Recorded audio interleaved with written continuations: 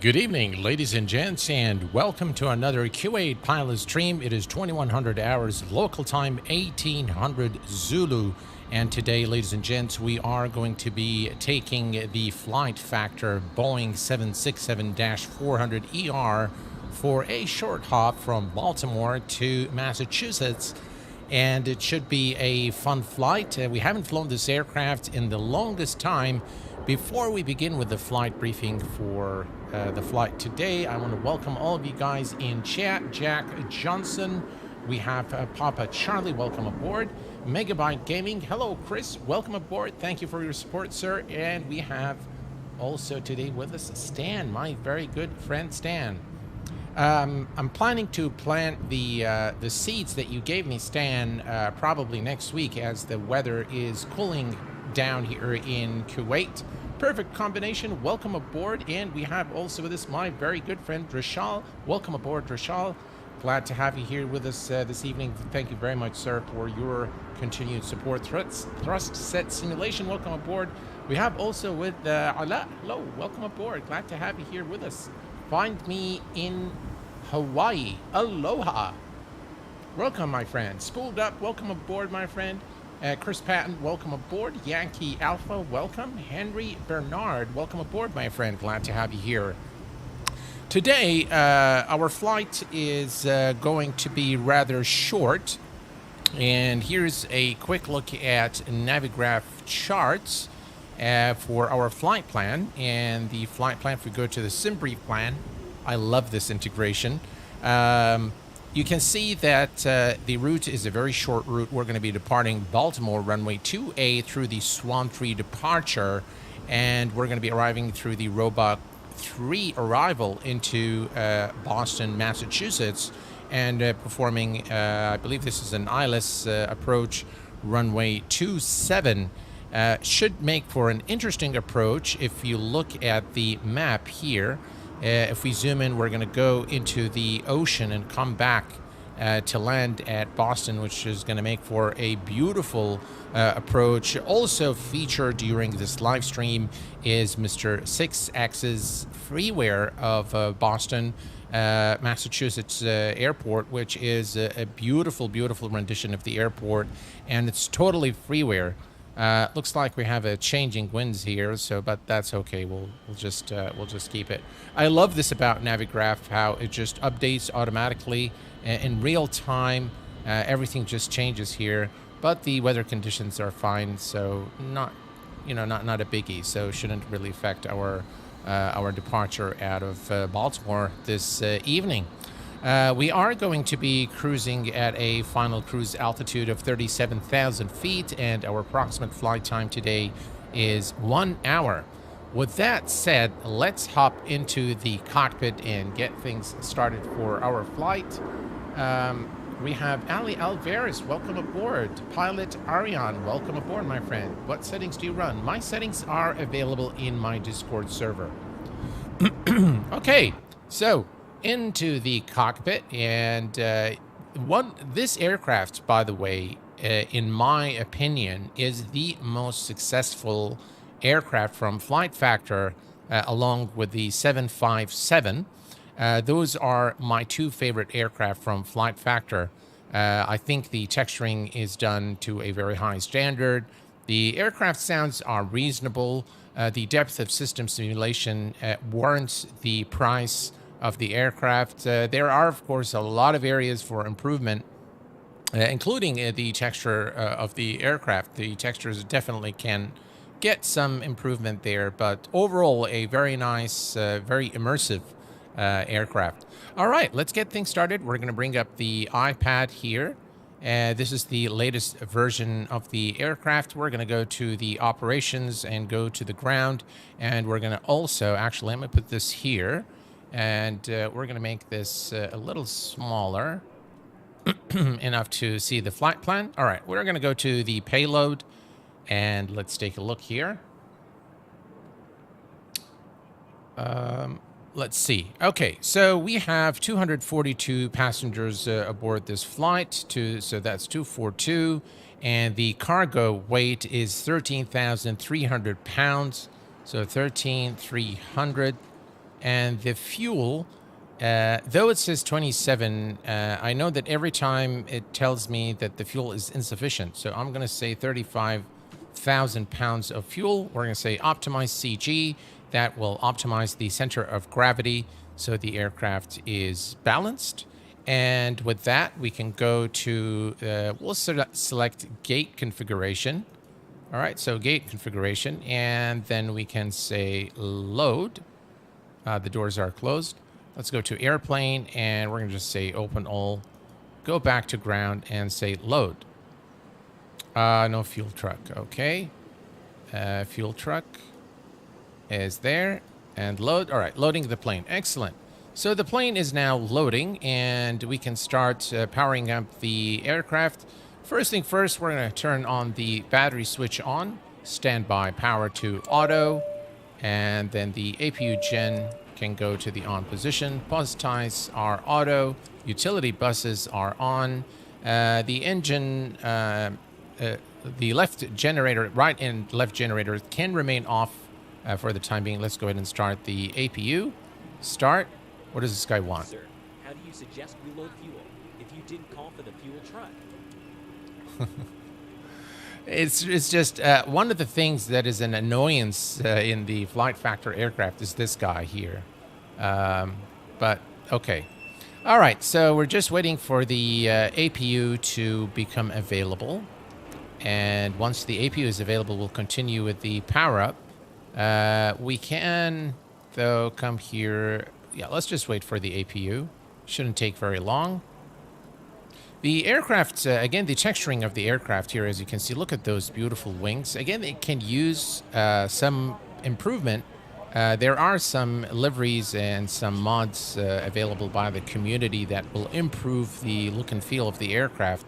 Overall, very good effort from Flight Factor. One of their best, I think, aircraft. The most successful, in my view, is the 767-400ER, and happens to be my favorite because it looks a lot like the 777. The cockpit is kind of hybrid between the two. All right, so the APU is now running. Perfect. We're going to come straight to the APU bleed here. We're going to turn... Let's do this panel here first. So we're going to set these to auto. Auto and trim air. Recirc fans can go on. Flight deck is on auto. Isolation valves are open. And APU bleed is on. And we can turn on the packs. Perfect. We're going to come here and set the adheres to nav mode. Let's go and turn on the dampers. And hydraulics. Perfect. Everything here is looking good. Everything here is looking good. Cockpit voice recorder is tested. Emergency lights are armed. Engine, we can go ahead and turn on the fuel pumps while the aircraft is being loaded. And anti-ice is not required. Window heat can go on. Non-smoking signs is on. Seatbelt signs will leave off while the aircraft refuels. And we're going to set the cabin altitude control to auto. Equipment cooling is on auto. We don't need any of these lights, and everything here is configured. Perfect. All right, we're done with the overhead panel for the time being. Let's bring up the MCDU. We're going to go to the FMC. We're going to check that the model is the correct model. This is the 767-400. The latest AirAct database is installed. And everything here looks good. And we're going to go, these are the engine types, and we're going to go to position in it. And we're going to select Kilo Bravo Whiskey India and select that as the reference airport. We're going to select the GPS position, and we're going to go to the route. We're going to put the origin airport, and then the destination is Boston, Kilo Bravo Oscar Sierra. Or we are today Delta 9951. And next we're going to go to the departure and arrival. The departure today is through runway 28 through the Swan 3 And there is no transition here, so we're going to go straight to the routes page, go to the next page, and now we can bring up our flight plan from Navigraph. And then we can scroll up here. So we're going to fly direct to BROSS. That's BROSS. Okay. And then we're going to take Airway Quebec 419. Quebec 419. Oops, that's not right. Put it there. Excellent. And the exit is the John F. Kennedy VOR. So JFK. Excellent. And finally, it's the Roebuck 3 arrival. So we're going to go to the departures, select the arrival, and then we're going to select the Roebuck 3, the GFK transition, and it's the ILS runway 27. Let's see if there is a transition there. Doesn't look like there is one. Actually, let's take a look at the approach plate here for the ILS runway 27. All right, here we go. And indeed, the transition is the AB transition. So we're going to select that in the FMS or in the FMC, McDo, whatever you want to call it. Hello there, Abaid Al-Mansouri. Welcome aboard, my friend. M16 driver, welcome aboard. Hello. Welcome aboard, my friend. Glad to have you here with us. Thank you guys for being here this evening. And thank you, Abaid, for your support. What's a rating you give the Flight Factor 764?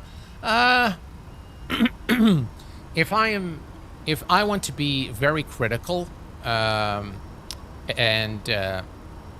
would probably give it probably a 7.5 or an 8, but definitely not more than an 8. That's what I would give it. All right, so the routes is there. Activate and execute. If we go to the next page, we're going to vector out from upon departure, and we're going to vector to Swan. We don't have ATC today, so we're just going to, upon departure, we'll go ahead and vector ourselves into Swan. And welcome to Private Pilot. Allah, welcome, my friend. Thank you very much, sir. Appreciate it. All right, and we do have a discontinuity here, which we will clear. And looks like we have another discontinuity here, so we're going to go back. Actually, vectors to Abby. You know what? I'm going to delete that one. And yeah, I think we're fine there. Okay. So now everything looks good. Oh, okay. So now we can go to the performance initialization. We're going to select the 0 fuel. The reserve fuel for the flight is, let's go back to flights and view sim brief plan, and we can add alternate 7 and 4. That's a lot. So if I put anything in reserve, it always tells me insufficient fuel. So I'm just going to put 1,000. And cruise altitude is 37,000 feet. The cost index is... What is the cost index? 162. Really? 162? There we have it. Insufficient fuel. All right. Let me try to say 5. Still says, I know we have sufficient fuel, so we'll just ignore that one. All right, the cruise wind is... the cruise wind is 27612. 27612. And everything here looks good. Thrust limit is...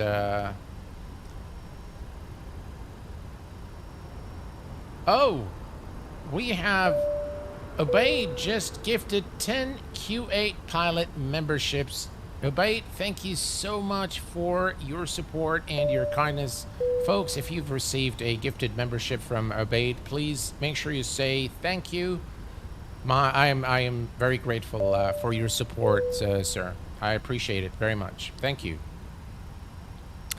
Okay, so thrust limit, we'll keep it the same. Takeoff, flaps today, flaps 5. CG gives us 3.9 trim. Selected speeds, V2 is 158. MC Crewfish, welcome aboard, my friend. Glad to have you here. Raul Rodriguez, hello, my friend. Welcome aboard. Kevin 474747, welcome aboard. And we have also Mr. Snack, Lost in Space. Rally Corral, I'm not sure. I'm sorry if I mispronounced your name. We have Colonel Billington. Sean Hadley, welcome aboard. Hello, Andy. Welcome aboard, my friend. Glad to have you here with us this evening. Very, very kind of you, Abe. Thank you very much. All right, so we have our speed set, and now the FMC is ready. We're going to move this here. Let's set our altitude, final cruise altitude to 37,000 feet. Looks like starting to rain here. All right, 37,000 feet is done. Flight directors are on. We still don't have alignment, so we'll wait for the ADDONS. 2 minutes until alignment. Excellent. And in the meantime, we can... All right, so everything here looks good. We can go to the... we can go to our radios. If you go to the airport and select information, then go to comms, you'll have all the frequencies here. Another great feature in Navigraph charts is the fact that you were able to see all the real world frequencies. So we're going to go to ground control. We're not going to go to clearance delivery. So 121.9er, 121.9er, 121.9er. All right, let's do this. I'll do it the other way around. It doesn't want to. There we go. And we set that at the active frequency. And we also need the altimeter, so we'll go to the weather. The weather, as you can see here, 0406 knot wind, visibility is 10 miles, scattered clouds at 4,900, scattered at 25,000. The current temperature is 29, bit warm, 3017. 3017. Ground at 2705, spot 11 November. All right, 3017 is set, and the alignment is complete, and we are now ready to go. We're ready for pushback. And let's get things started. Okay, so we're ready for pushback. We're going to set the auto brake to rejected takeoff. We're going to come back here, and we're going to turn on the beacon light and the position lights as well. And we're going to come back to the iPad and close the aircraft doors and remove the ground equipment. So let's go to the airplane, say close all doors, operation ground, and remove the fuel truck and the gate config. And now we can go for the pushback truck. And here's the pushback truck in position.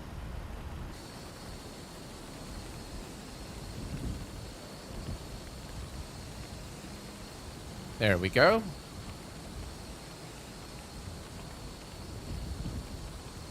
And we are ready to push the aircraft. So parking brake is released.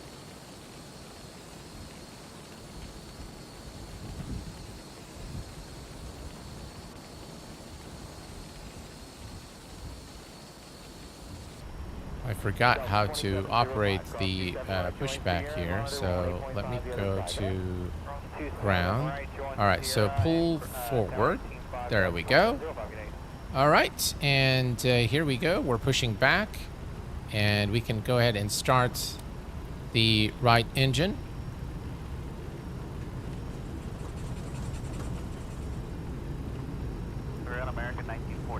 So how do we... Ooh, Jeez. 1941 ground. All right, 27 left, taxi via Tango and hold your. Wow. That was something, wasn't it? All right, let's go ahead and start the engine here. And let's see how we can get rid of the pushback truck now.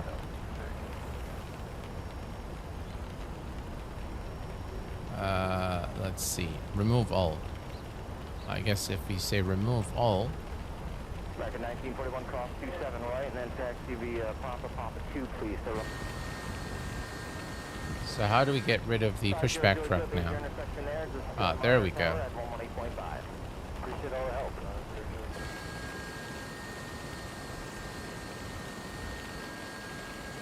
Well, it doesn't seem like the pushback truck is disconnecting. All right. Anyway, let's finish up with the engine start here. We need these guys to be off.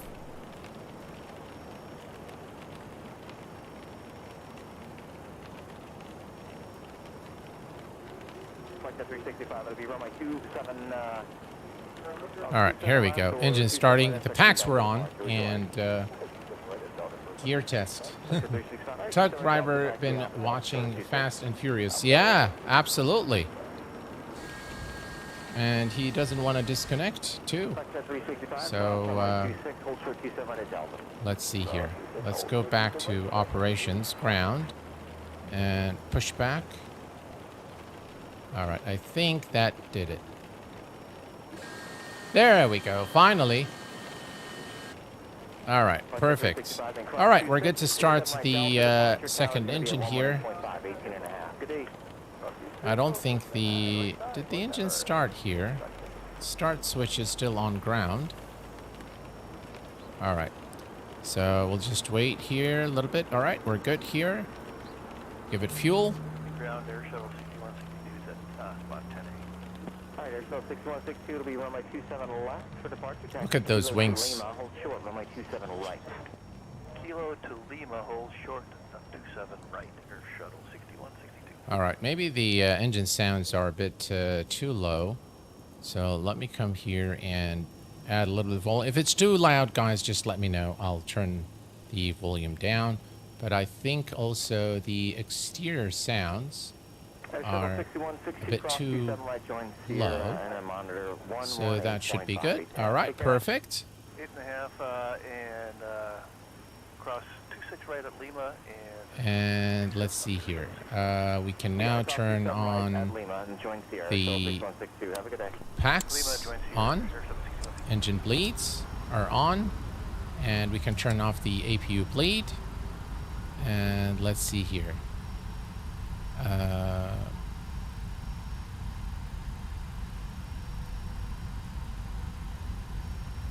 Why is this not working?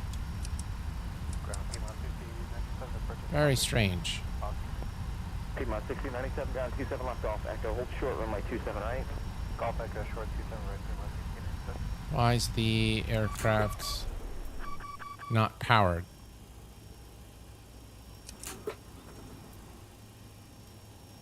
I think we might need to redo the engine start.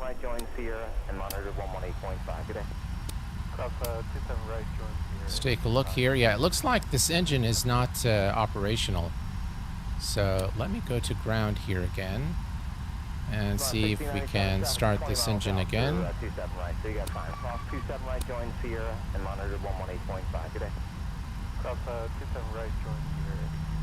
Now it's starting. Strange, but true. In plane. Hello, my friend, Captain USA. Welcome aboard. Marcelo Oliveira, welcome aboard. And 2 is out. Yeah, that's, I've noticed now everything is coming to life. 6171 coming up on spot 13 with Oscar. Piedmont 6171 down, all right, 27 left, taxi Golf and Echo short of 279. All right, generators are on. Golf Echo, hold short of 27 right, Piedmont 6171. Parking brake, right engine starter. Why is it not happy with the right engine starter? Okay, Echo cross 27 right Sierra and then 135 decimal. Well, everything looks good to me, with the exception of this message here. All looks good. All right, let's set our trim to 3.9 units. That's about right. And we're going to set flaps to flaps 5. We can turn on the runway turn-off lights as well. And everything else is looking good. Yeah, some glitch there with the... okay, we can turn off the APU generator now. Alright, perfect. And everything now is looking good. Right bleed is off, is it?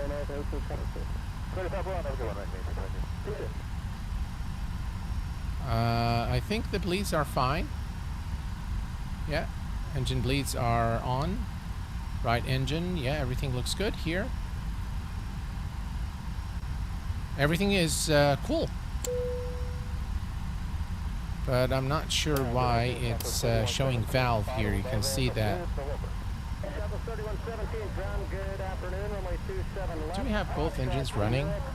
They're definitely running.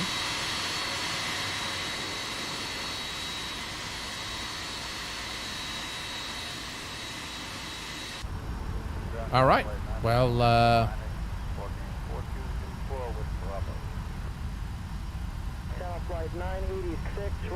it's on now. OPX has... how can I know to get the ATC communication sounds? You need ATC chatter, X ATC chatter. Thank you, Drishal. Random failures on? I don't know. Let's check. That's actually a report. No faults or malfunctions. So, yeah. So we're good. Okay. Let's release the parking brake. Parking brake is released. Let's give it some power. Now, one of the things in this aircraft that's been an issue since day one is it would not move unless you go to like 60% thrust, and then you'll start seeing the aircraft moving slowly. I'm not sure why. That has always been an issue. Look at that.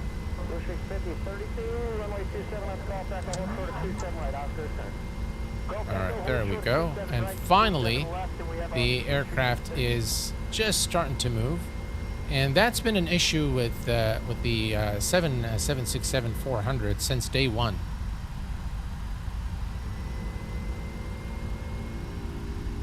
Once it starts moving, then it goes. There we go.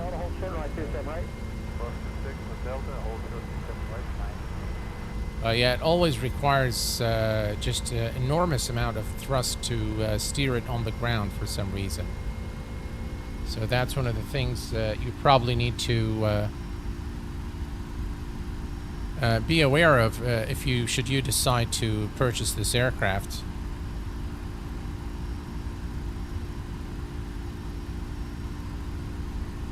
Right, so that's where we are, and we want runway 28.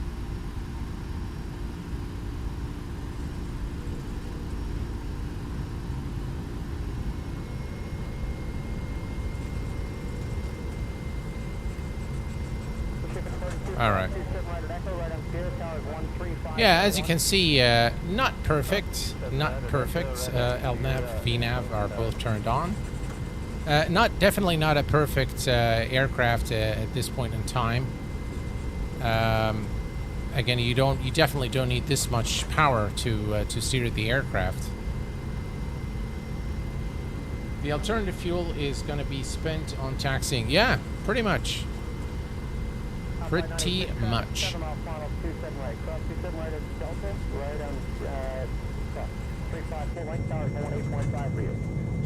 Look at those wings and the wing flex.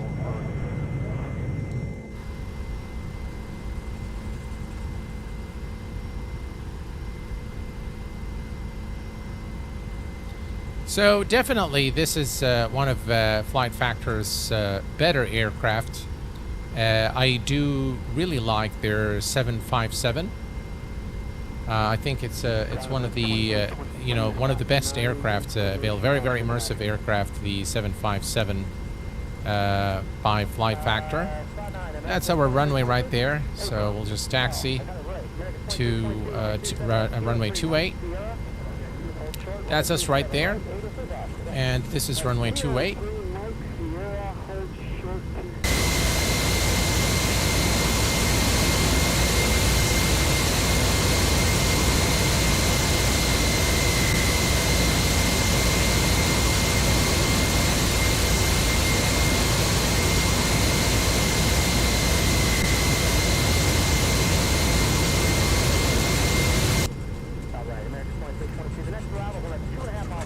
I think we're going to need the cockpit light pretty soon.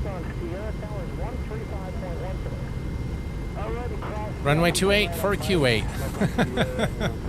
Yeah. Hello there, Marcos. Welcome aboard. Just a test. I know it would not be a real procedure, but setting auto brake to off while taxiing solves it. Does it? Let's see.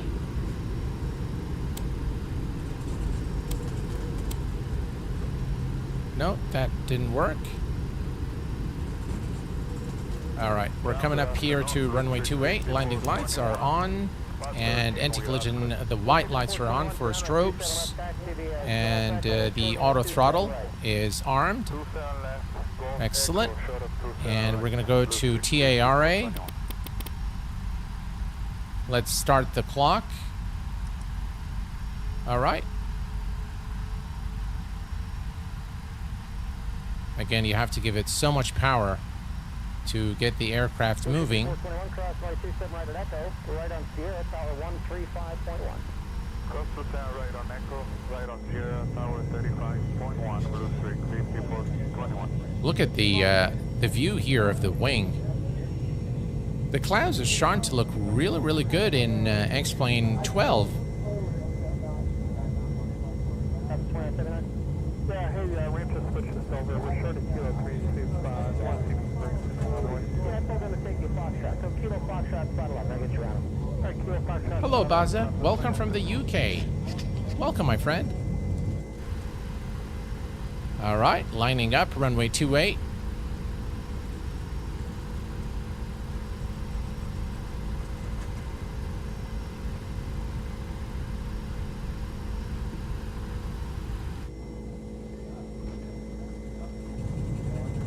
Again, look at those wings. Every time I fly this aircraft, I start itching for the 777 by Flight Factor. All right, here we go. We're lining up. I wish I think the friction coefficient is not right on this aircraft. All right, we are lined up, runway 28, and we are ready to go. And we can hit the toga button, which is here. And here we go.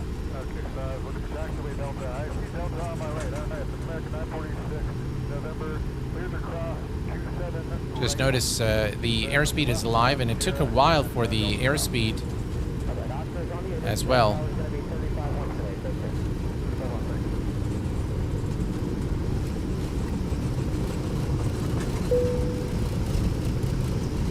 Knots check.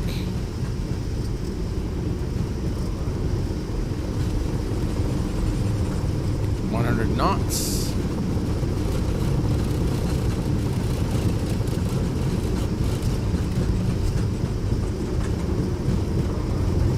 B1, rotate. Ground American 1799 approaching spot A with information. Positive rate. Gears going up. We're still waiting on the number. Appreciate the heads up. And is that a 2502? That was 1799. I don't have a 1799.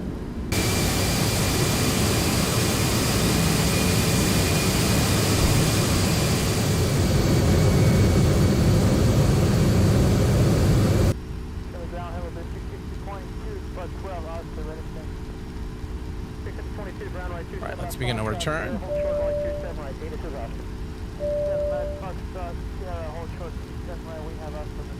And we can go to Command A.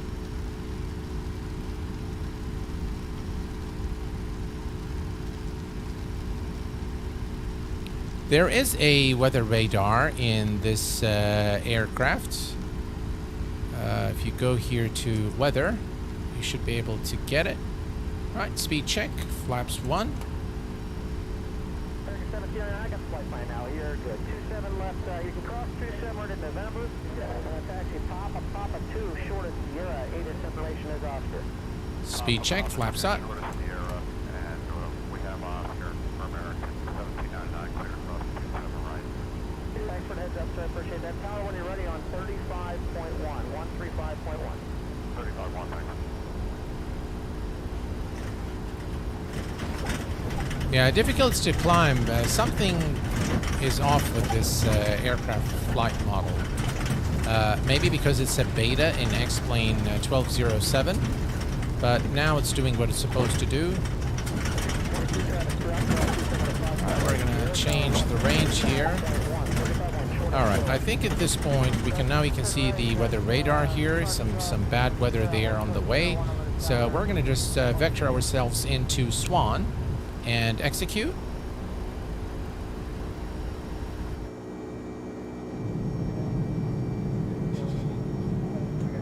Look at those wings. Wow.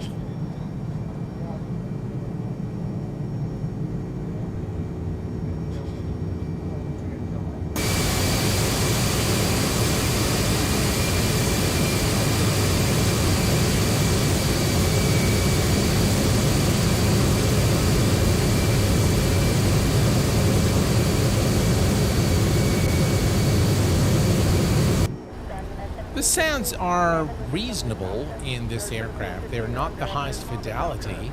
Love those XP realistic rattles. Yeah, Chris, they're without a doubt, pretty cool. Guys, we're gonna have to terminate this guy.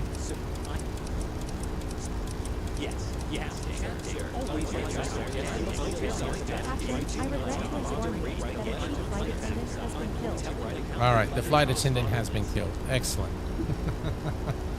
All right, let's come here and go to information. We're going to go to the comm frequency, and we're going to select a Pro 124.55. Okay, 124, 555.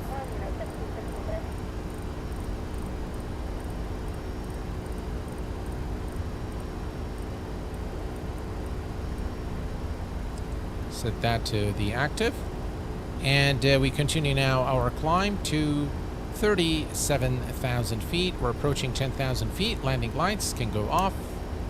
Runway turn off lights can go off as well. And we're going to go ahead and release the passengers. So seatbelt sign is off. Excellent. I'm not sure if the aircraft is actually flying the path correctly. 2875, contact center 127.67. I think you can mute the steward through the audio control panel. Yes, you can. I think it's the intercom here. If you click that, you will not hear the stewardess anymore. So yeah, you can definitely do that.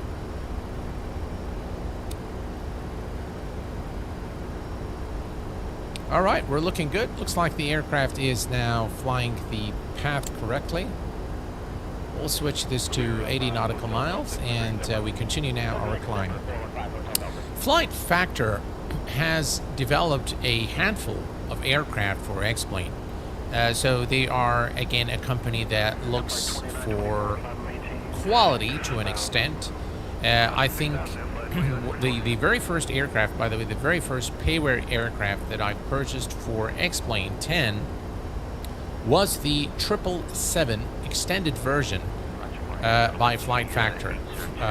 And I'll tell you, the aircraft at that time which was about, what, 7-8 years ago. At that time, it was definitely one of the highest fidelity aircraft available for flight simulation. Of course, the menu of that aircraft by today's standards is dated, the aircraft is dated, the flight model, everything is just dated. But the fact is, at that time when it released, it was one of the best. It was followed by the 757, the 767, and of course the Flight Factor A320. They also developed an application called the Visual Guidance System. I'm not sure if that's the exact name, but it's a visual guidance system. It's an application that shows you the airport. That application was not a very successful development from Flight Factor. The fact of the matter is, Flight Factor continued to improve on their offering in the world of flight simulation. Their 777, we've seen the 777 at FS Expo. It is again scheduled to be released in 2023, according to Ramses, the lead developer of the aircraft, who happens to be also a rated 777 pilot. So you can expect something, pretty high fidelity. Probably the depth of system simulation is going to be something that we are all have very high expectations of. Just knowing Ramses' background and knowing Flight Factor. Now, again, I would say the same thing that I said about the 777 by Flight Factor on the Flight Factor A320. When it first came out, it was probably the best Airbus available. It was, the sounds, the texturing, the flight model, the simulation of failures. Everything was done so well by Flight Factor, but the current version of the Flight Factor A320 is not at par with other high fidelity products. So they kind of kept on that specific aircraft, I don't think that they've made vast improvements to bring it to today's standards, or what we regard today as an aircraft that is, high fidelity from the visual perspective, from the flight model perspective. Definitely from the flight model, it is one of the better aircraft, but I think TOLUS has surpassed Flight Factor in the department of visual quality and depth of system simulation. Maybe not the sounds, but there are some sound packs that you can use for TOLUS. I've noticed that on the A320 Flight Factor aircraft, for example, the brake pressure is not simulated properly. And I verified that. So while the hydraulic system is simulated, the brake pressure, which is on the, I believe, yellow hydraulic on the A320, is not properly simulated. So we haven't really seen much in terms of improvements. I do have the aircraft, and I've played around with it. I think I've done a flight in the A320 and X-Plane 12, but it's just not. The texturing is just so bad that it would put you off. All right, 23,000 for 37,000. And let's take a look here at look at those beautiful wings, ladies and gents. And some very nice cloud formation here as well. PBR materials, I think they need a little bit of tweaking as well on this aircraft. Have you ever encountered a situation where the plane automatically lifts the wheel? No, I can't say that I have. What is transition altitude? Oh, transition altitude is 18,000 feet, and we totally forgot that. So thank you very much, Severy, for reminding me. Hi Q8, weather app you're using? I'm not using any weather app. Today we're using X-Plane 12 default weather. So yeah, we're definitely not using any weather apps today. And ladies and gents, we have my very dear friend Wycliffe Barrett. Welcome aboard. The issue is that X-Plane 12 really caught out a lot of devs in so much work is required to get the aircraft working. That is correct. It seems that TOLUS stole the march on this and managed to get the XB12 planes ready quite quickly. They definitely have, yes. Hello, Stellar. Welcome aboard. Don't recommend X-Enviro, by the way. No, I do not. It's not ready. Still lots and lots of issues with FPS. So I do not recommend X-Enviro. Although I was a big supporter of X-Enviro when it first came out, I just don't think that it is worth its asking price today. If you already have it, it's a free update. So all the updates that released for X-Plane 12 were free. So you get to play with it. But in terms of performance, and by the way, they never got the performance right. Maybe in the minute they introduced the volumetric clouds in X-Enviro, the performance just went from, excellent to unflyable. And they just never got their heads around the performance issues. So, no, I do not recommend X-Enviro. I agree. There is no need for a weather add-on for X-Plane 12. It's great. I will tell you one thing, though, that the weather is not always accurate. So, as you can see now, we have some clouds here. And we did see in the weather report, the METAR, that we had some clouds at 4,900 and at 25,000, which is here, which is at least. And then if we look at our current altitude, 30,000 feet. Yeah. All right, let me just do one thing. We are at 30. Let's go to weather, and we're going to select our current altitude, about 30,000 feet. So let's select 30, and you see here that there is no cover. There is no cloud cover whatsoever. Now, I verified this 2 times in 2 separate flights that Active Sky XP actually provides far more accurate weather than the default X-Plane weather engine. And I verified this, so everything matches. The METAR TAF website matches with Navigraph, matches with Active Sky XP, but I always get different weather when I'm using X-Plane default. In the past, when I was in XB11, I tried virtually all the weather add-ons, and some of them were excellent, but I always went back to SkyMax Pro and FS Global Real Weather. Those were an excellent combination, wipe-equipped without a doubt. I think, though, Active Sky or SkyMax Pro is kind of abandoned. I haven't seen any updates for it. Definitely back in the day, it was an excellent add-on for X-Plane, and one that I really enjoyed for many years. All right, panel. Let's bring some lights to the cockpit here. Glare shield. There we go. All right, that will help us have better visibility. About 24 nautical miles for the top of climb. As with WX more accurate, then why not use it? Well, we should use it. You know what? Let's do that. It's just that sometimes it causes issues, so there we go. Let's use it. Now, to use Active Sky XP, we're going to come here, and we're going to go to Customize.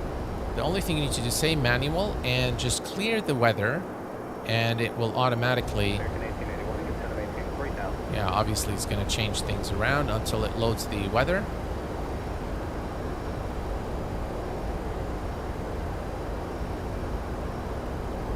Alright, take the speed back. Everything here is looking good.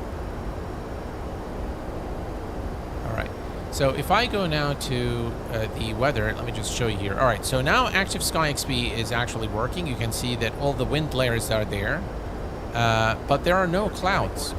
And now you have 2 sources indicating that there are currently no clouds in where we're flying, and this is more accurate, that there are actually no clouds at this point in this segment of our flight.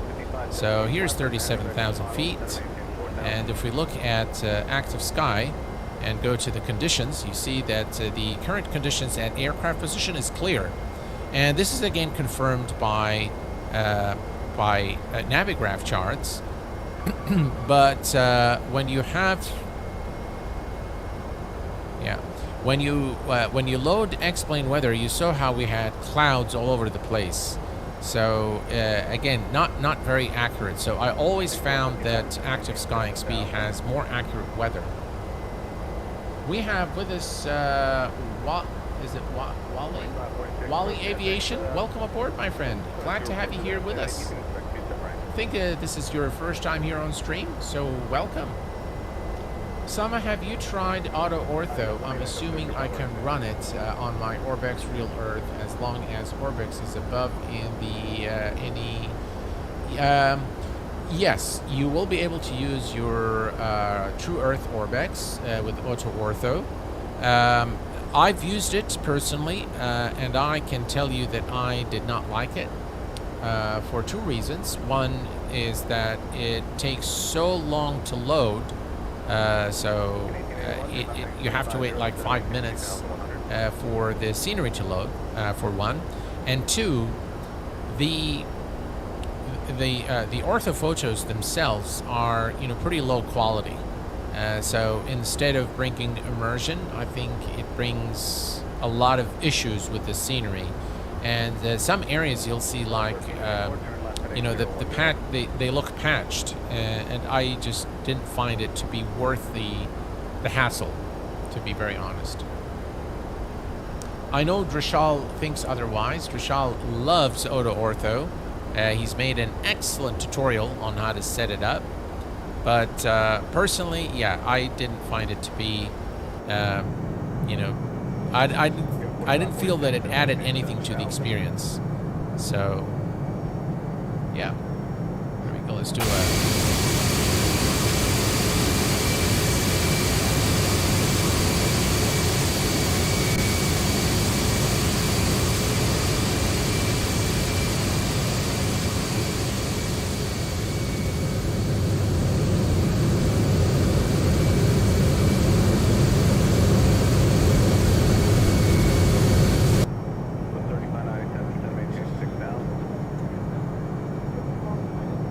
I need Arizona. I stick to Ortho for XP. I do too, Wycliffe. Yeah. GTG. All right. Got to go. No worries, my friend. Take care. And thanks for stopping by. Appreciate it.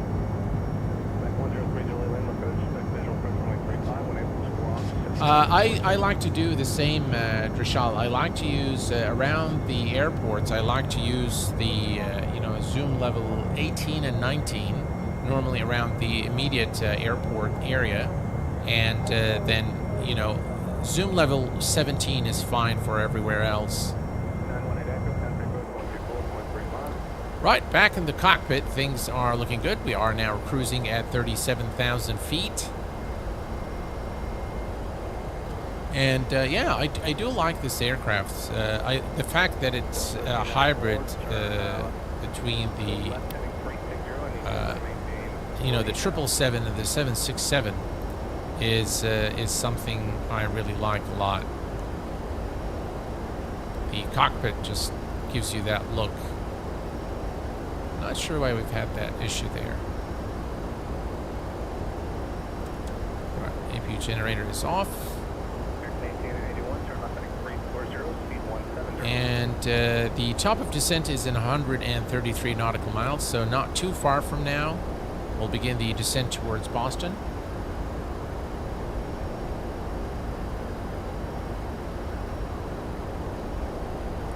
Yes, I learned that regional ZL selection from your video. I hope you guys have been enjoying the content on the channel lately. Again, I'm going back to making tutorials. I've done a Navigraph tutorial recently. Seems to be well received by the community. And I'll be doing more of those tutorials in the coming days. Also, we are going to be we're going to be doing another flight in the TBM 850, which received major updates. So the pre-release beta has been updated with a lot of fixes, again, taking comments from the community. So I think it's worth another flight. I'm thinking to fly from Graz to Salzburg in Austria. But if you guys have a suggestion for a short 1 hour route or so, please do let me know. Hello there, Rand Cooley. No one does better tutorials. Thank you very much, Rand. I appreciate it. Hey, we've got Fly Lilo. Hello Lilo. How are you doing, my friend? How are you guys doing? I'm flying finally in X-Plane 12. Well, oh, wow. That's excellent. That is really excellent. I'm very glad to hear it. Does the same device work, Lilo, in the same adaptive gaming device that you're using for MSFS? Does the same work in X-Plane? And how did you manage to make it work in X-Plane? Thank you very much for Sean Rand. I appreciate it, guys. Thank you. We have also with us Bruno. Sama, your channel is the absolute best. Well, thank you, sir. I'm most humble. Thank you. What's the keybind to do the flyby, also to switch from internal to external views? All right. So the cinematic flyby is either Shift 1 or Shift 2. So Shift 1 is this one here. Shift 2 is the faster one.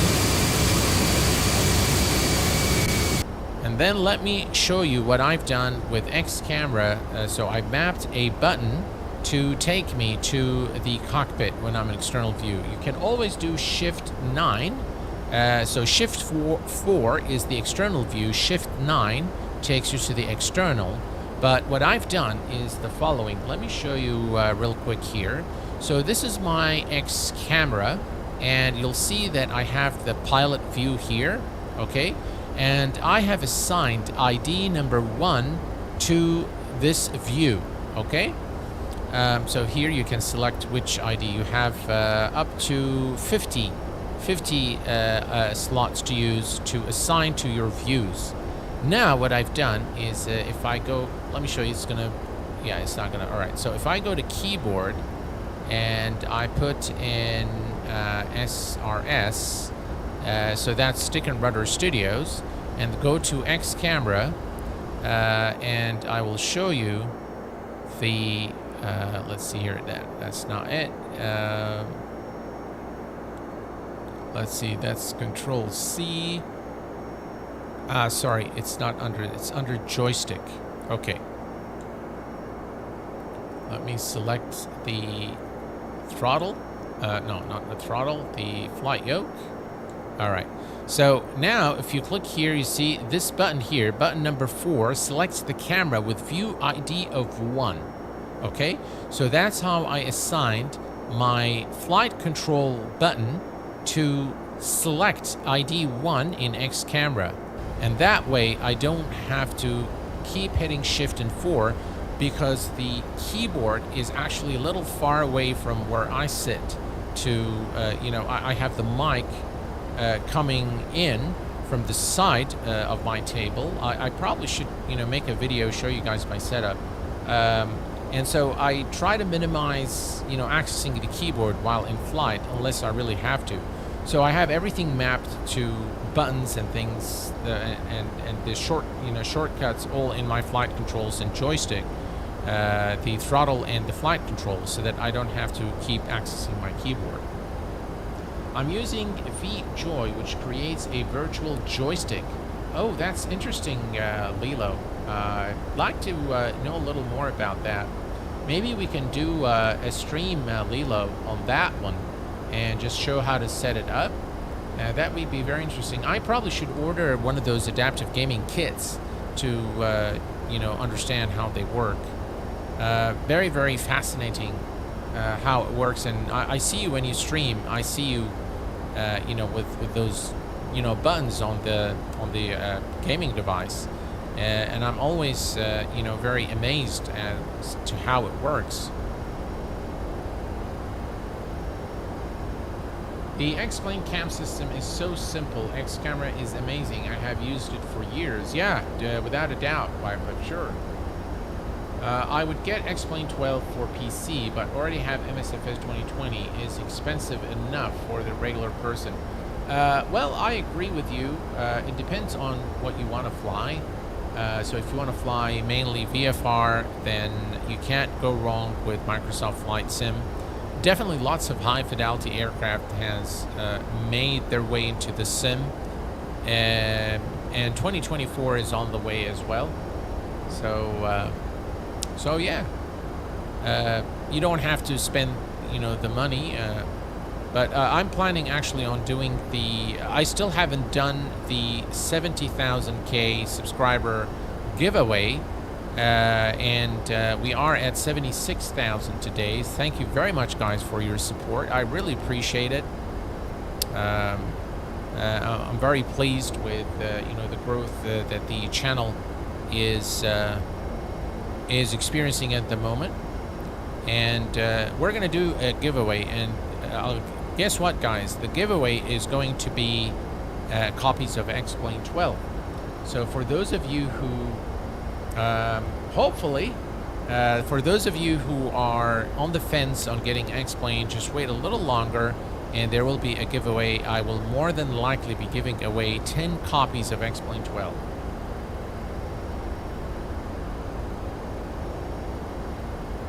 Stellar things, too much input lag in MSFS for me. X-Plane 12 way less. Yes, that is very true. That is very true. Can you use a stream deck for your views with X-Plane? Yes, you can. Maybe I'll do. That's actually a good idea for a tutorial. Thanks for bringing that up. I appreciate it. Gravity Cat. Hey, Q8. I recall you from years ago and believed you were leaving YouTube. Glad you didn't. Yeah, Gravity Cat. Yeah, that is correct.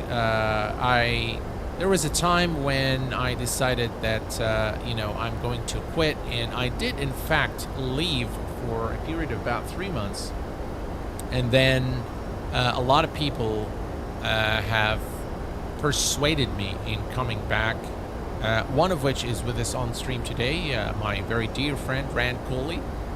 He is one of the people who encouraged me to come back. There are others such as Flight Deck to Sim, V1 Simulations. Those guys have really influenced my decision in coming back, so I do thank them all very much for their support, and I will remain very grateful for all the help that they've done, they've offered, and the support they've shown to me personally, and having me come back. Yeah.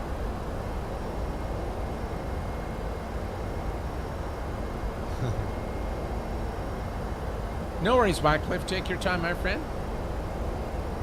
So we are very close to top of descent now, so let's prep things up for our arrival into Boston. We're going to go to the approach reference. As you can see here, of course, this is the 767-400, so it will automatically pick up the ILS and the approach course, but we are going to set our speed. So 30, we're going to add 5 knots to the wind, so 148. So 30 and 148. 148 is set. Okay. And the next thing is we want our final, or we want the initial approach altitude at our destination. So for this, we're going to come here to flights, and we're going to select runway 27. That's the ILS for 27. And if we look down here, 1,700 feet is what we want to intercept the localizer. All right, perfect. So 1,700. Let's go ahead and set 1,700. 59 nautical miles. A good time to start always is about 70 nautical miles. All right, there we go. 1700 set, and we're all configured now for the... I'm going to reduce the external sounds a little bit.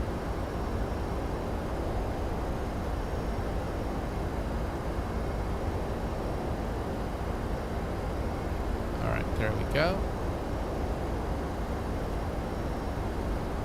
It's kind of getting dark, and I think it's going to look really, really nice by the time we arrive into Boston. Should make for an interesting approach. It's your streams that got me back into X-Plane after an 8-year layoff. Thanks, Hassan. Well, thank you very much, Chris, for your support. I appreciate it. Short final is Q8. I cannot recommend Visual XP enough. Even if you use the clouds and the scenery tab, it greatly improves the look of the clouds in X-Plane. Well, a short final. I do have a differing view on Visual XP. I have used the program. I have the ultimate version.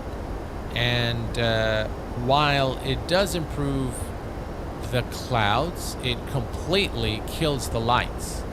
So, and I know you can tweak the lights, but it makes things look, it takes a lot of tweaking to get it right. So, personally, I do not recommend it in its current state, to be very, very honest. So, yeah, I wouldn't recommend the Visual XP at this point.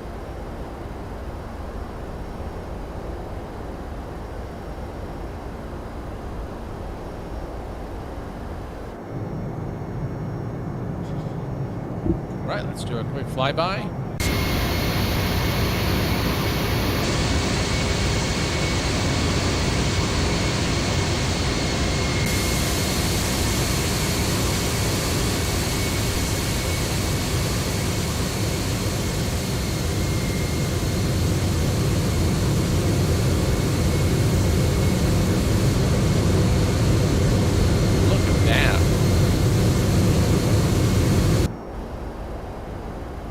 Contrail effect in X-Plane is very well done, by the way.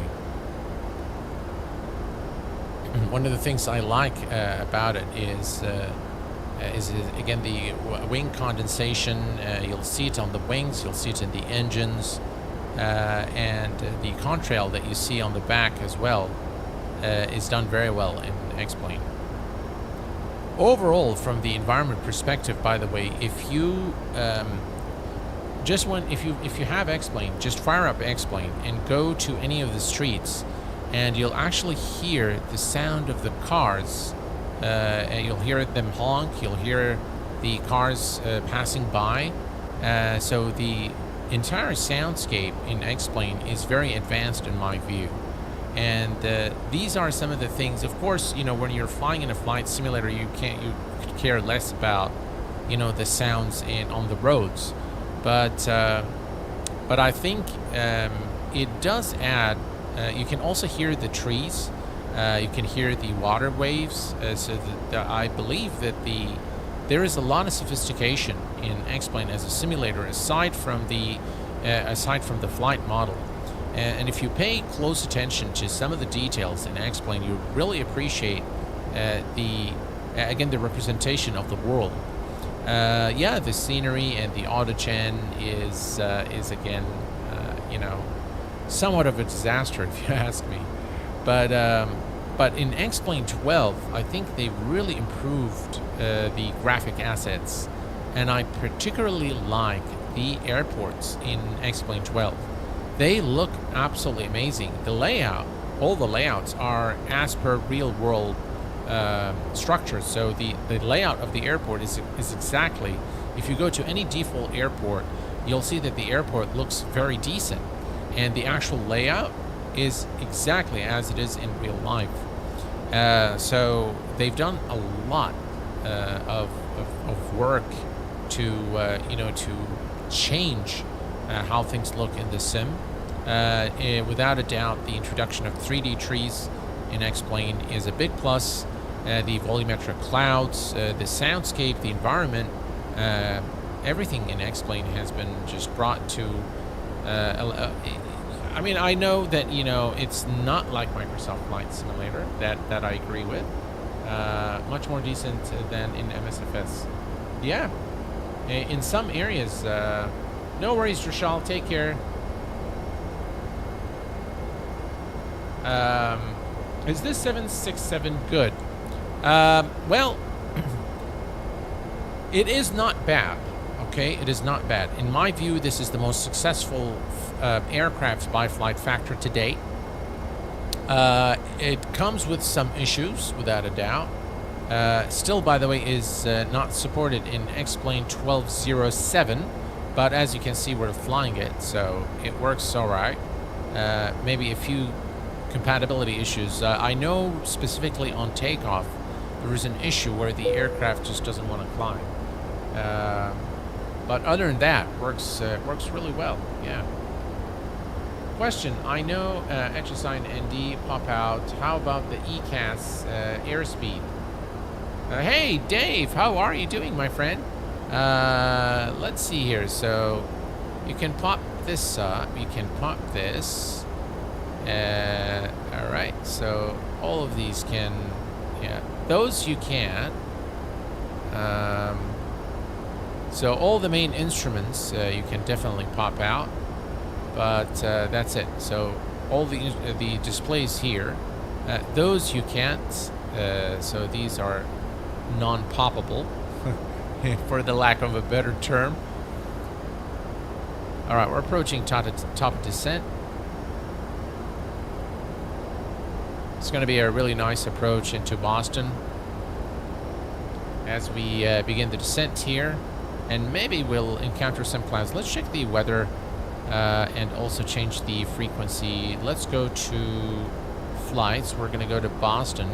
And information, we're going to go to the comms. Approach is 118.25. Okay, so 118.25.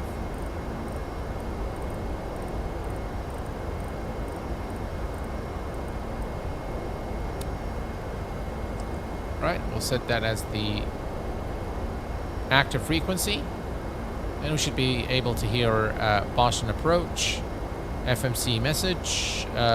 What does that want us to do? It wants us to more drag.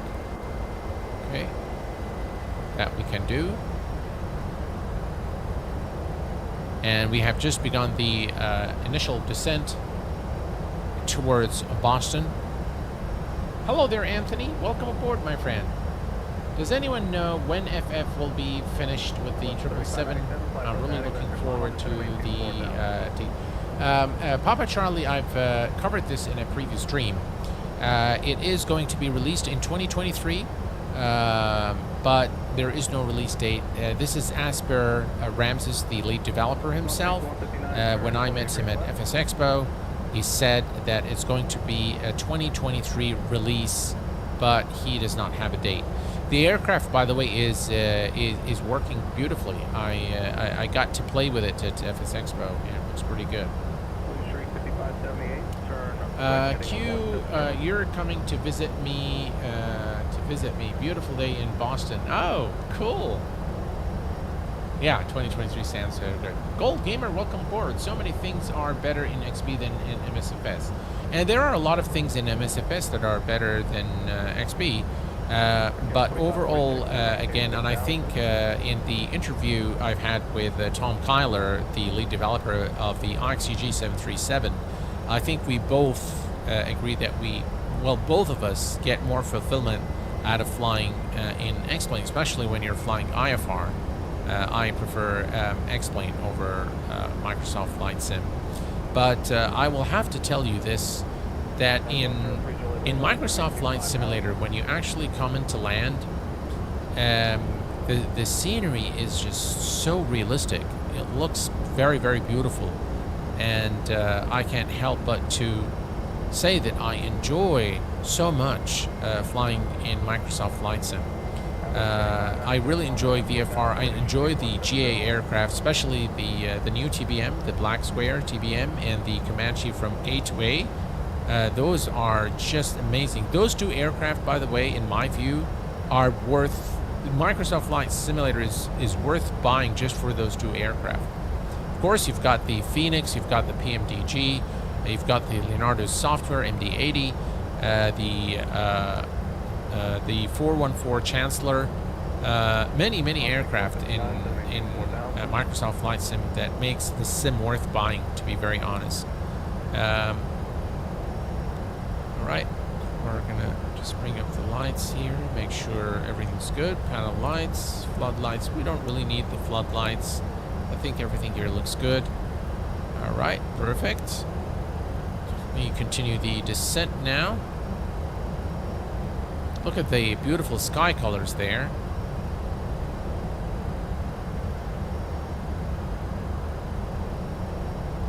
We're going to keep the speed brakes extended. I actually do all my GA in X-Plane and airlines in MSFS. It's a field thing. Yeah.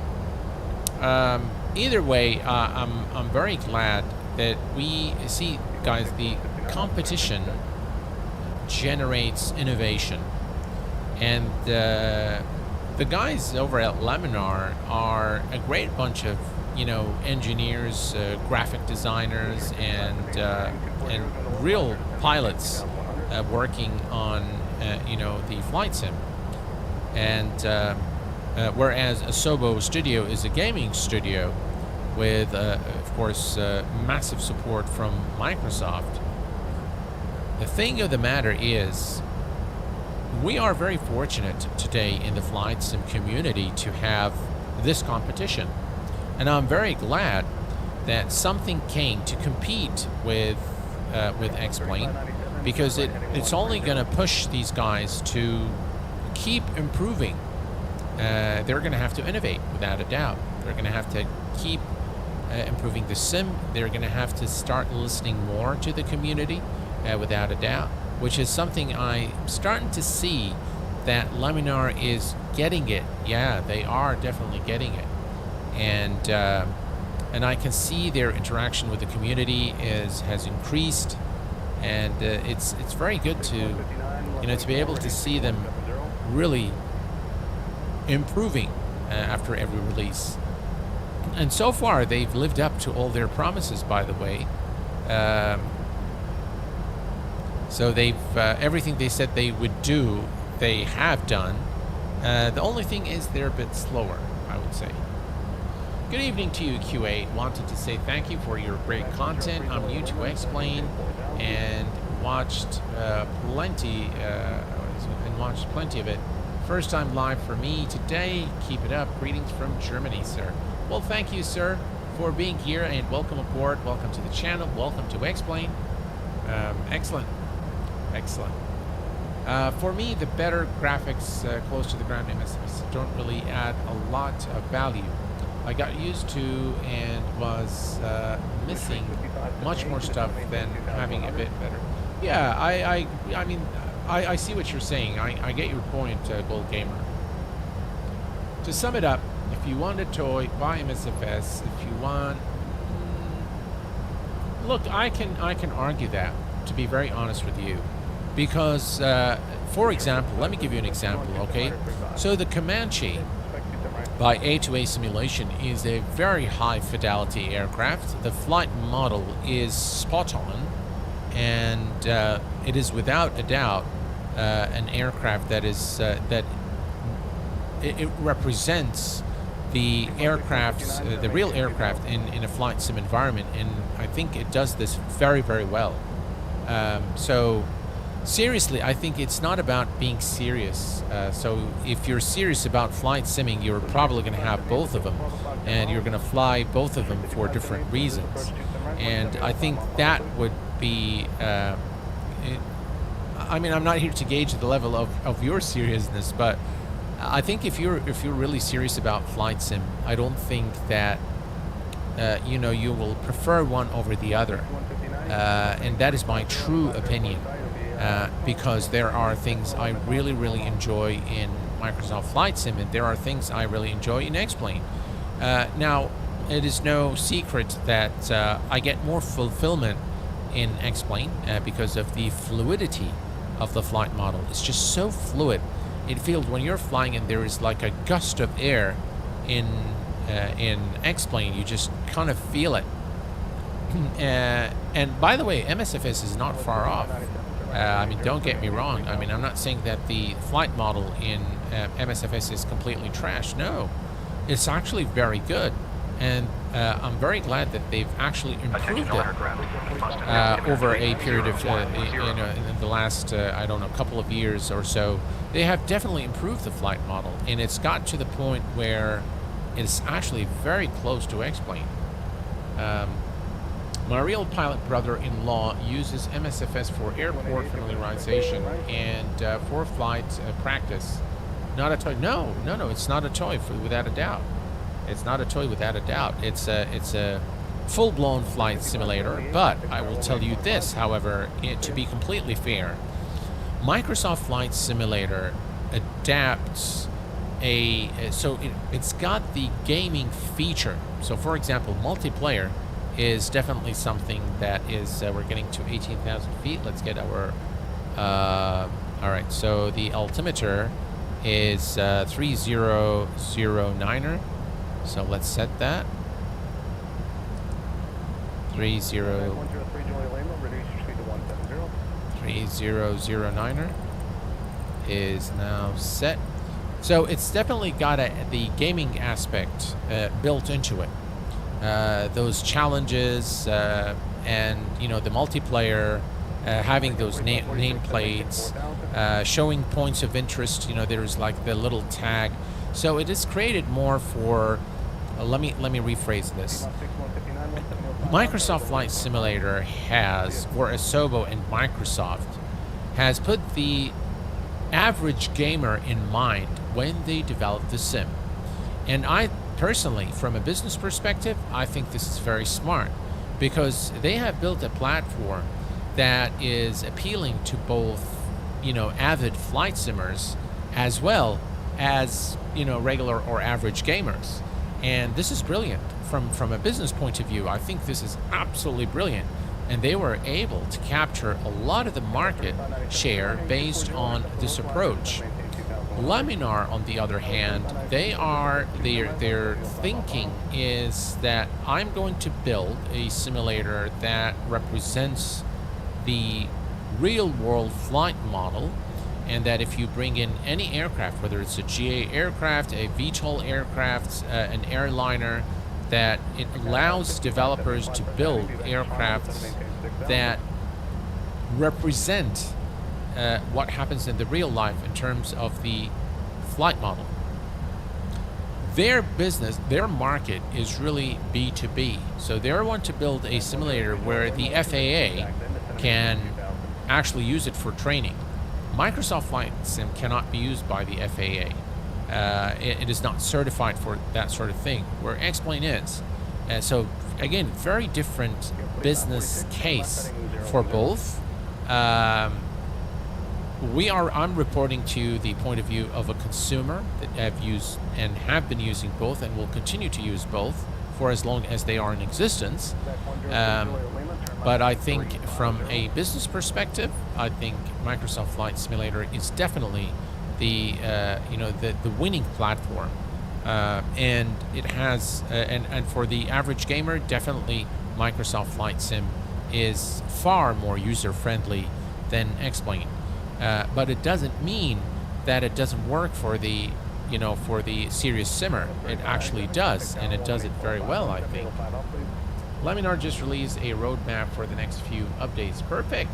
I'll be sure to take a look at that. Greetings. I would use MSFS for VFR. You can't deny the graphics. However, when you have level D simulators looking at XP for training and aircraft manufacturers is a testament of the fidelity of XP. That is without a doubt very well said. Green Light Auto Brokers, thank you very much for your support. What is your gate?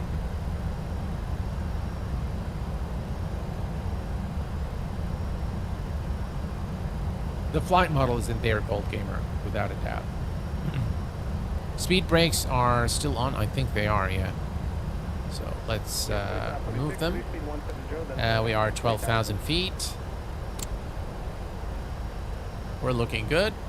And Boston is in close proximity. If we move here, we should be able to see, I think those are the buildings there. This is going to be a really nice approach, guys. Yeah, and with all the lights, yeah, it should be very cool. 11,000. And we're almost there now. Are the... yeah.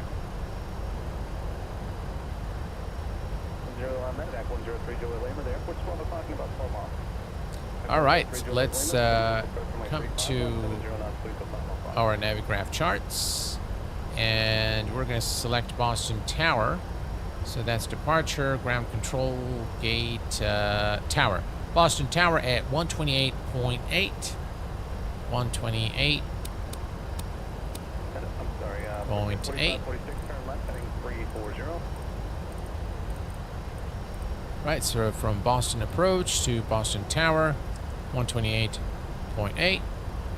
Look at the cockpit lights now, and by the way, all of the light glow is customizable in this aircraft. Look at how the glow there from the FMC. Very nice implementation of the night lighting. I think it wants us to deploy the speed brakes, so let's do that. And we are actually below 10,000 feet. Look at the very nice implementation of the lights. You can see the light glow there. Right, fasten seatbelt signs are on. We're going to set auto brake to 2. And we continue the descent to 1,700 feet. That's the airport right there.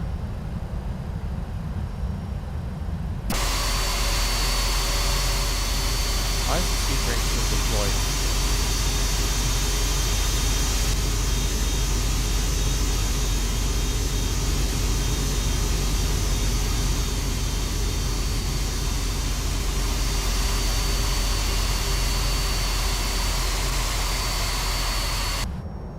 At 764 target afternoon number 3, you're 5 miles in trail of a 737.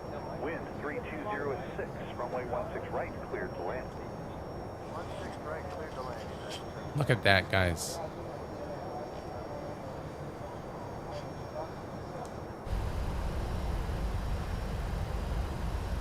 Here is our turn. Renan, hello, my friend. Welcome aboard. We have you with us today from Brazil. Welcome. We have got to do more flights in Brazil. Some very nice airports to fly in and out of, and maybe in our next stream for MSFS we fly in Brazil after the TBM 850. Or if you guys want me to fly in Brazil, please suggest a short route, like an hour route, and we'll do Brazil. Wow, look at the sky colors there. That looks really good. Again, this is all X-Plane default, so I'm not using any enhancement whatsoever. Look at the cockpit lights there. They look phenomenal. I love the light glow in the 767. I think it's done very well. Fully customizable.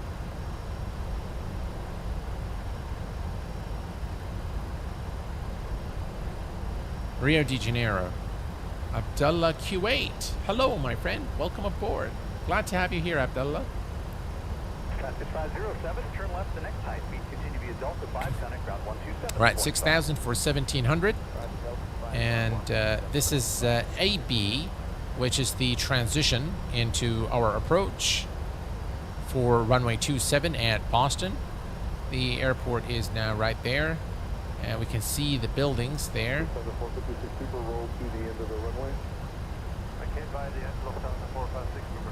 I always like the approaches that that kind of, you know, come from the seaside. They just make for a really nice approach into destinations. There's a little bit of traffic there as well as we approach Boston. I used to stream and fly on VATSIM. It can be really hard to interact with your audience and concentrate on VATSIM at the same time. Yeah, that's one of the reasons. So I ran Wycliffe. I ran a poll earlier here on the channel, and I asked people, do you want me to do like a flight on IVAO, or you know, we do it offline so that I can chit chat with you guys. And for the most part, people have selected that they want me to chit chat with them. So whose background chatters is ex-ATC chatter, Chris? By the way, very, very good stuff from Stick and Rudder Studios. All right, so here we're looking good. We're going to make the turn momentarily. I'm going to switch this to 20 nautical. Is it 10 or 20? Yeah, that's 20, that's 10. All right, there we go. We're looking good. FMC message. What does the message now want? Check target altitude. No, we're fine. Target altitude is good.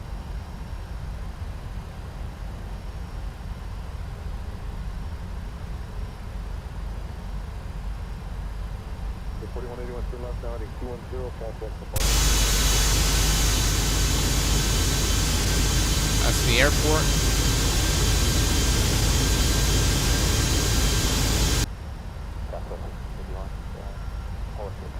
All right, speed check. Let's go to flaps 5.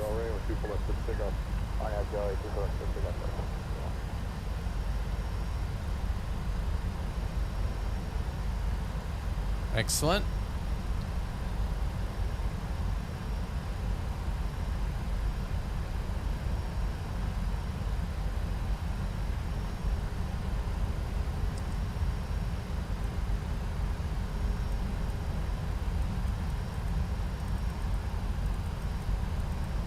Alright, we're going to reduce our speed to 180 knots.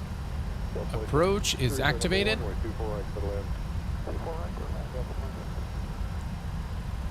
The final speed today is going to be 148. Alright, perfect.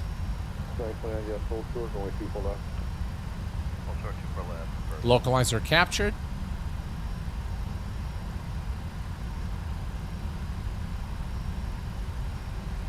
Renan just came in with $99. Thank you very much for your super chat. Appreciate it.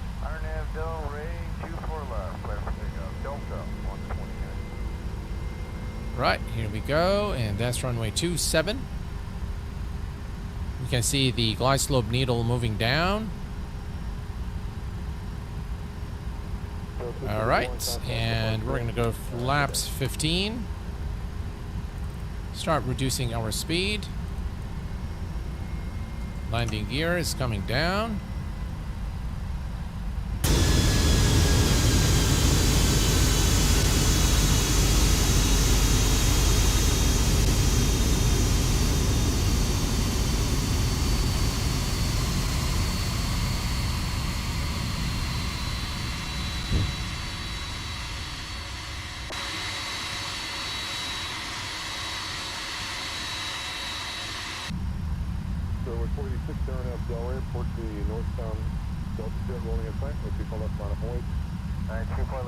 I believe that's runway 27.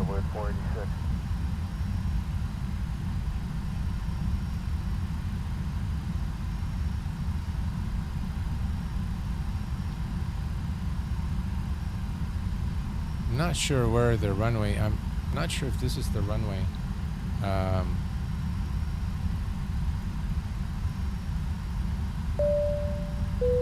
That is definitely runway 27, yes. Okay.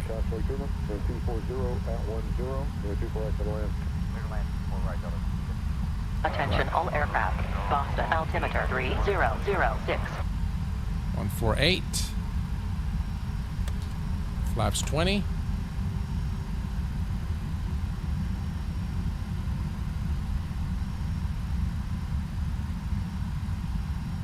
Looking good.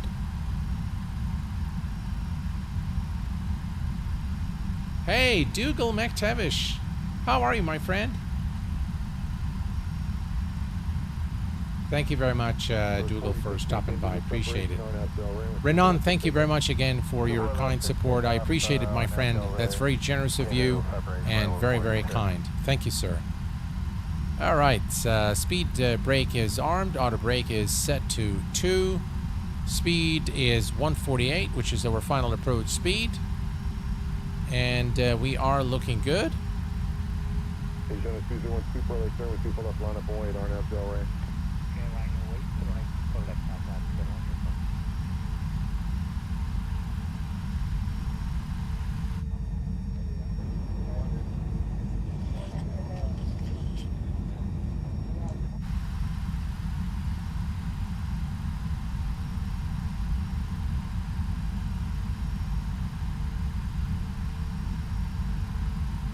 By the way, this airport is by Mr. 6X, or also known as Short Final. This is a freeware airport, which we'll be taking a look at in just a second. Hello, Pedro. Welcome aboard. Gaming with Chi. Welcome aboard, my friend. Just in time for the landing, guys.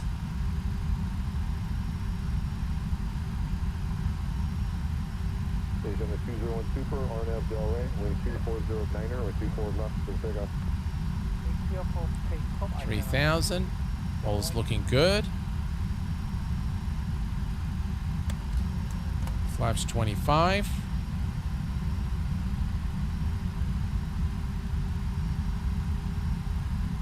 Road 46 traffic departure. Our departure road 46, yeah. And flaps 30.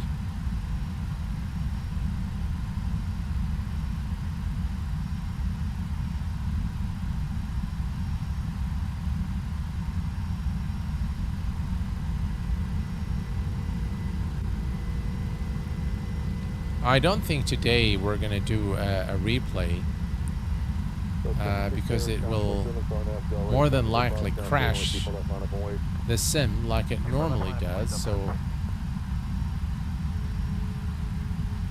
yeah, the sound is very nice.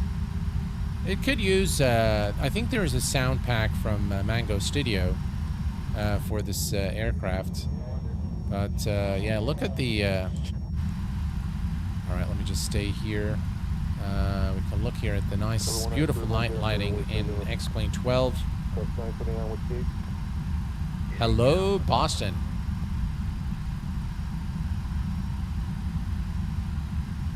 Looking good. We have the runway in sight.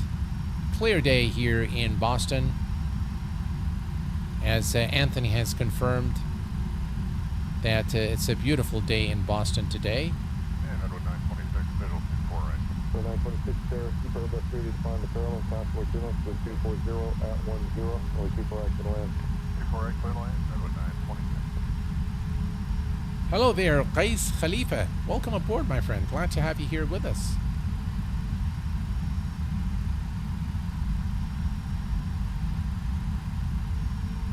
The 2763, one departure, hold short, only 24 left.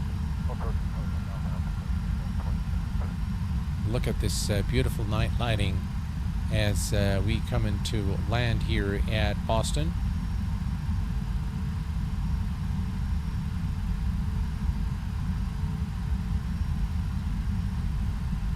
What's up with this weather thing?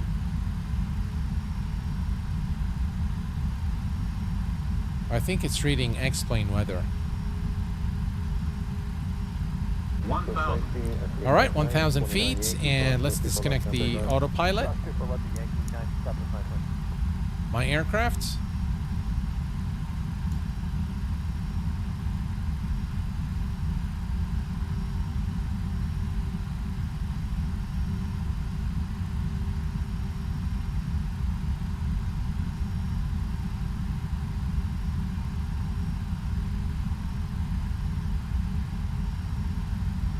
Southwest left 36, visual 24 left. Southwest 1136 Tower, wind 1003, runway 24 left. 500. Third land, 24 left, Southwest left 36.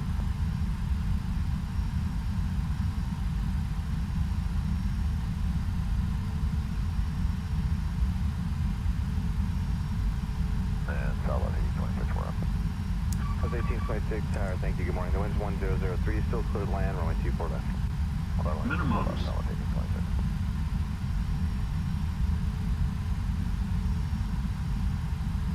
100. 50. 40. 30.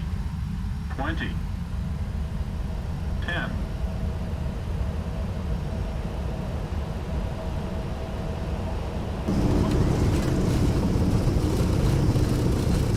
We floated there.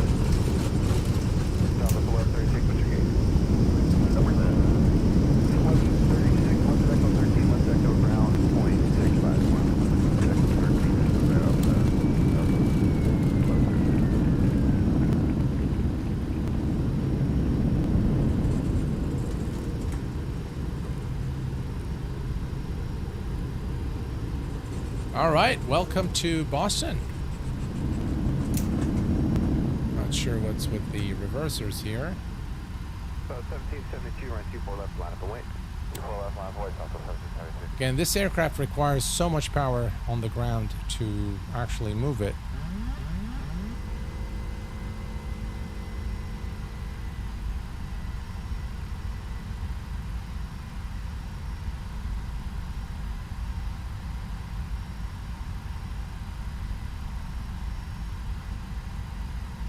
Look at the night lighting. Yeah, it takes quite a bit to get the aircraft to move. Southwest 1826, what's your gate? Southwest 1826, left at echo 13, Thank you, left echo guys. ground, 0.651. Yeah, it was all right. It was an okay landing. Legal, well, kind of.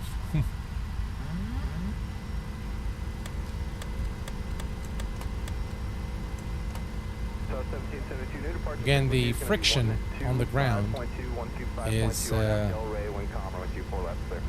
not right, without a doubt, with the 767. But look at how beautifully this airport is modeled by Mr.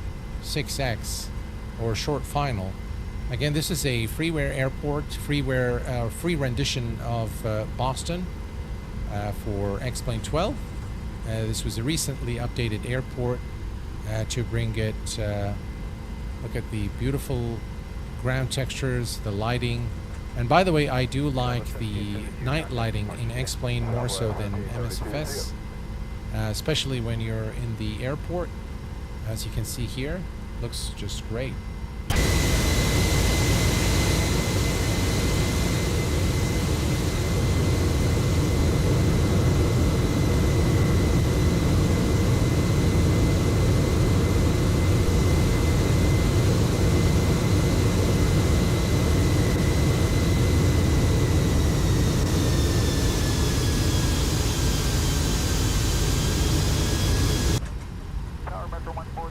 Turn off the landing lights. Lights can go off as well. One of the things I really enjoy in X-Plane is the night lighting at the airports. I think they're very well lit, and you can see the taxi lights look very realistic in X-Plane as opposed to Microsoft lights, and I just really look at the reflection again. Very, very nice. The airport environment, generally speaking, not for the default airports in X-Plane, are much better.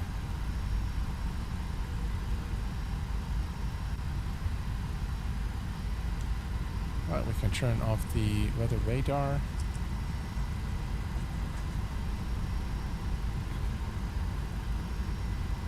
American 246, 24 left.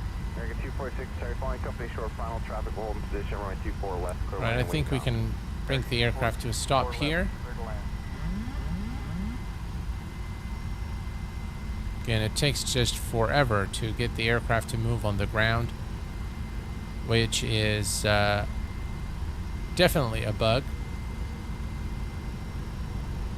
Right, the guy is pointing for us there, so let's go and park here. 24 left, line and wait. Traffic is on a 6 mile final. 24 left, line and wait.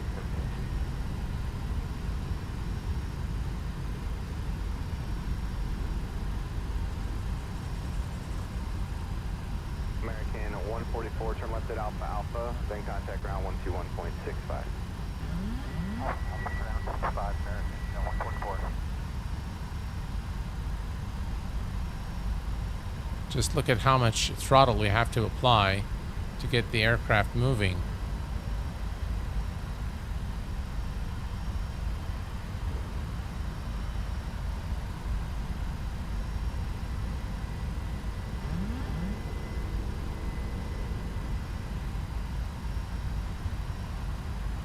November 72, November Gulf, at the shoreline, turn right heading 271, winds calm, runway 24 left, clear for takeoff. 24 left, clear for takeoff, shoreline, All right. And there we have it.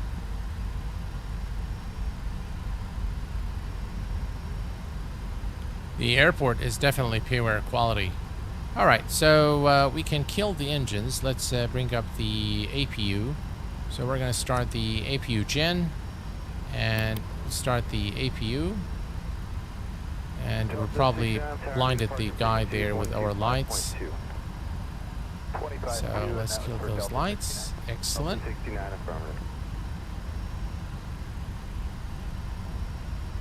APU generator is still off. So let's take a quick look at the airport during nighttime. Okay, look at this, guys. We'll change the time a little bit here and show you. But this looks really, really good. And this is the city here.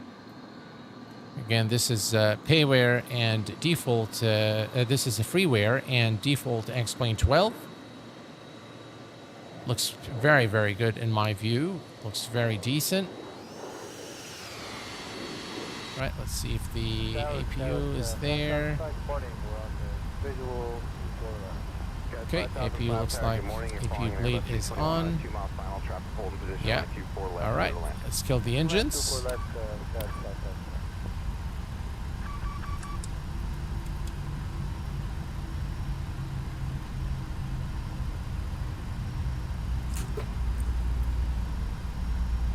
Very nice immersive sounds, and the night lighting inside the cockpit's done very well in my view in this aircraft. Right, let me change the time here and show you the airport.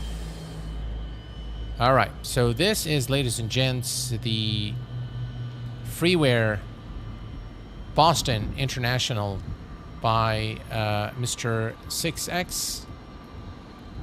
And look at this. Look how beautiful this is. Absolutely gorgeous.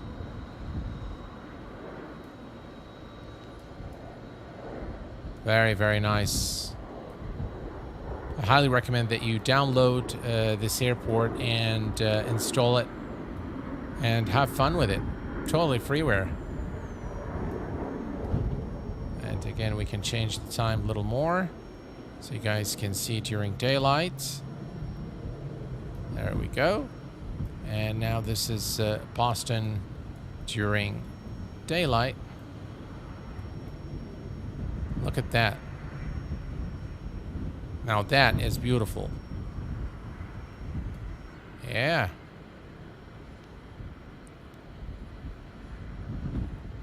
It does look like Payware without a doubt. Yeah. I think Airbus is better. All right, well, folks, by the way, guys, the ships that you see here is part of the scenery, but it requires an additional plugin to get those ships that you see here. And they are moving ships, so it's not static, but it's quite cool to have it as well, especially when flying during daylight. Well, folks, this pretty much brings us to the conclusion of our live stream this evening. I certainly hope that you've enjoyed this stream as much as I enjoy streaming it for you. Our next stream is going to be this coming Thursday, where we're going to be taking another look at the soon to be released TBM 850, and we are more than likely going to be flying in Austria. I've picked Graz to Salzburg for that flight. If you have any other suggestions that you'd like to you'd like to do that, please do let me know. If you like another route, please do let me know. Thrust simulations, to change the time, you hit Shift L and Shift K. So Shift L brings the time forward, Shift K takes the time backwards, and that's how you change the time in real time here while the sim is running. Of course, you can always do it from the menu here, so you can always do that. But while in sim, Shift L, Shift K. That's it. All right, folks. Well, this is it, and I'll see you guys again on Thursday. But until then, please take care of yourselves and each other, and I will see you all very soon. Thanks for tuning in. Stay safe, and bye-bye for now.